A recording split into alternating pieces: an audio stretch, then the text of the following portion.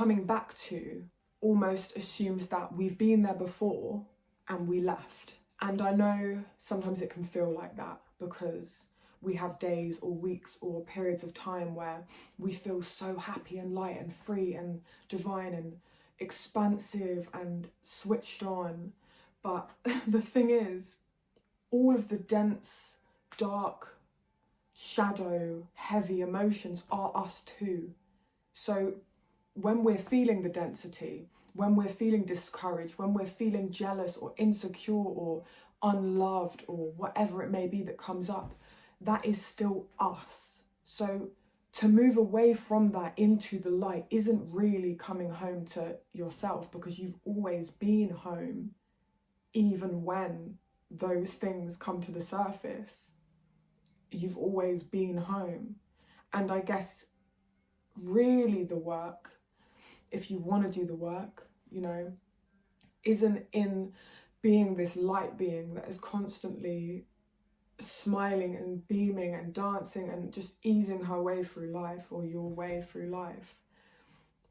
And it's more sitting with the parts of you that ache and are dense and people don't understand and you can't explain because there's no words, and making space for them in a way that only you really can.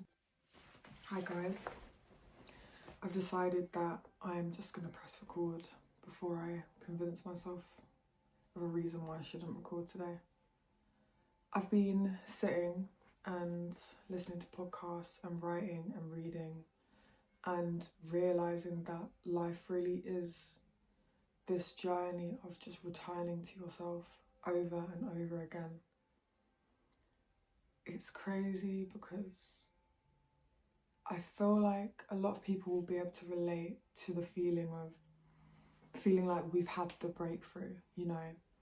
We've listened to something or read something and something clicked and we feel this exhale of like, finally, I've learnt the thing, the final thing that's gonna mean that I don't suffer like this anymore, or that I feel more enlightened, or that I feel connected to source, or whatever it may be, the feeling that ignites in us.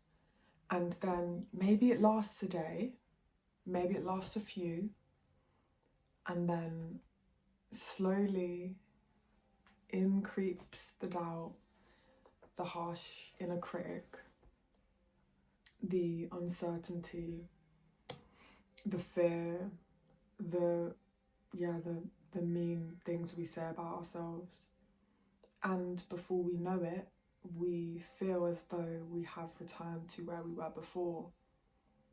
And this is a really uncomfortable and disheartening experience, because we work so hard to try and find what it is that will make us feel less crazy, make us feel less scared, make us feel like we can function like a normal person, make us feel safe in our own body. And then when we find this thing, it's like, even though in the moment when this happens to me, I often forget the many times I felt like I found this thing before. Like, you know, I forget because I'm like, no, this is the time. Wow, that really resonated, that really clicked, that really did something for me. That's the thing I've been looking for all this time.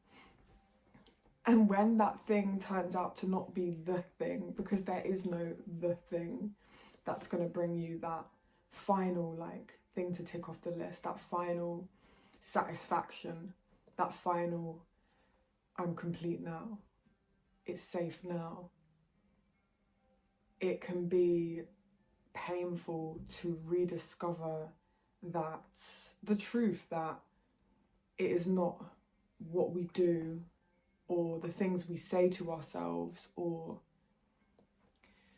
the stories we say, the affirmations we say, the things we surround ourselves with, the things we learn that complete us. They aren't the things that will make us whole. It is who we are, and it's returning to who we are over and over again.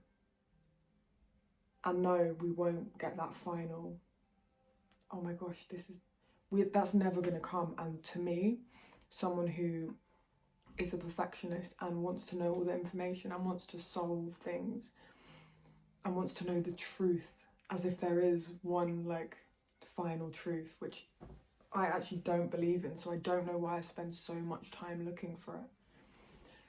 It's so strange, because what do you do? Like, if you know that you're going to have to keep returning to yourself over and over again, and you're never going to have the answers, and you're never going to be finished with the work, you're never going to be complete in terms of you've ticked everything off that list, and you're never going to know if what you're doing is the right thing to do, because only you can decide, and you can make anything that you do the right thing if you decide that it is the right thing. And that's the crazy paradoxical thing. It's like, you get to decide, like, you could do there's two choices, right? And you make one choice and you think, oh, hopefully this is the right one. Or you make the other one and you think, hopefully this is the right one. Both of them are the right one if you choose that one, because you can make it right once you've made the choice. You can make it the right one. You can make it the right one once you've made the decision. Sometimes the paralysis of not deciding is so much more and brings on so much more suffering than just making the choice. Maybe some people would say it was the wrong one, but you stand on your shit because you know at some point you have to choose and you have to make these moves, and then you pursue it as if wholeheartedly, as if it was the right one. That's an amazing place to get to. But going back to this coming back to ourselves, it's a weird thing, because what does it really mean to come back to ourselves? Like, where are we? What is ourselves? Do you know what I mean? Like, where are we coming back to? Coming back to almost assumes that we've been there before and we left. And I know sometimes it can feel like that, because we have days or weeks or periods of time where we feel so happy and light and free and divine and expansive and switched on. But the thing is, all of the dense, dark, shadow, heavy emotions are us too. So when we're feeling the density, when we're feeling discouraged, when we're feeling jealous or insecure or unloved or whatever it may be that comes up, that is still us. So to move away from that into the light isn't really coming home to yourself, because you've always been home, even when those things come to the surface. You've always been home. And I guess really the work, if you want to do the work, you know, isn't in being this light being that is constantly smiling and beaming and dancing and just easing her way through life, or your way through life. And it's more sitting with the parts of you that ache and are dense and people don't understand and you can't explain because there's no words, and making space for them in a way that only you really can. Maybe just at this point, or maybe ever, because you know them better than anyone, and words can portray, or music can portray, or dance can portray. Nothing you say could really teach another person about these parts of you. And imagine if, instead of coming home to yourself, where you've always been, by the way, no matter how messed up things have been, you reframed it to just making space for yourself to be whatever, to be an experience, whatever you need to be or experience in the current moment. Whether that is expansive light, learning, love, you're just glowing and people are stopping you in the street like, oh my goodness, you're beautiful, but not because of the way you look, just the way you feel and your energy. And also making equal space, if not more, and pouring so much love into the parts of you that have barbed edges.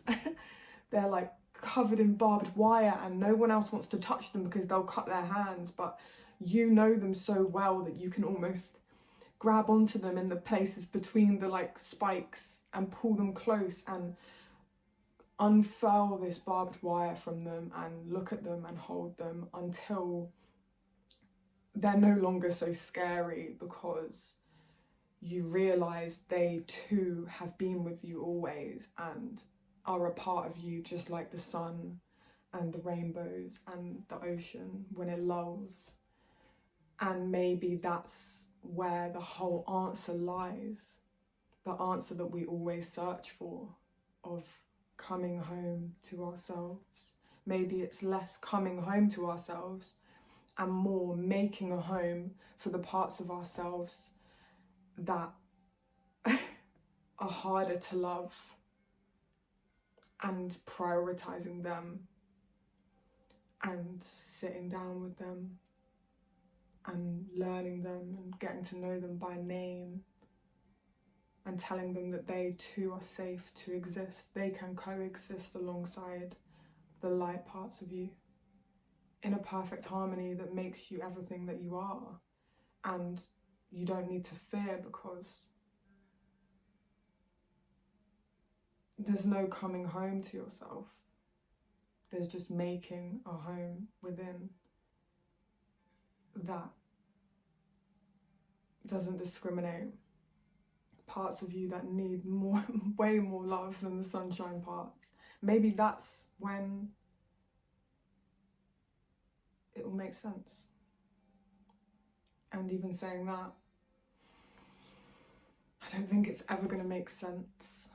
I don't ever think something's going to click for the last time and all of a sudden we have the answers. I think it's all the thinking that distracts us from what we're really here to do. And that is to be